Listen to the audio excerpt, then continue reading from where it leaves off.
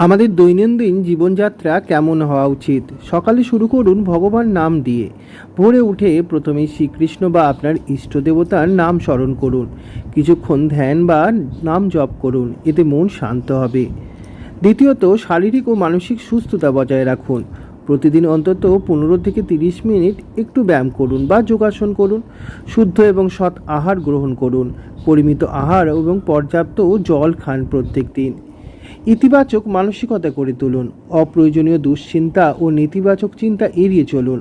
আশীর্বাদ ও কৃতজ্ঞতার অনুভূতি রাখুন, এতে জীবনে আনন্দ আসবে।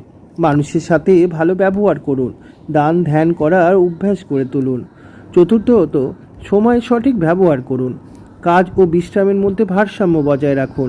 মোবাইল, টিভি এবং সামাজিক মাধ্যমে অতিরিক্ত সময় নষ্ট না করে আত্ম উন্নতির দিকে মনোযোগ দিন। বই পড়ুন, বিশেষ করে ধর্মগ্রন্থ, শ্রীমদ্ ভগবদ গীতা, রামকৃষ্ণ কথামৃত, এই সবগুলো। পঞ্চমত, পরিবার ও সমাজের প্রতি দায়িত্ব পালন করুন। পরিবারের ও সদস্যদের সময় দিন ও তাদের প্রতি ভালোবাসা ও যত্নশীল হন। সৎ পথে উপার্জন করুন। রাতের রুটিন হচ্ছে দিনের কর্মফল ও ভুল ত্রুটিগুলোকে পর্যালোচনা করা। ভগবানকে স্মরণ নিয়ে শান্ত মন নিয়ে ঘুমান। পর্যাপ্ত বিশ্রাম নিন।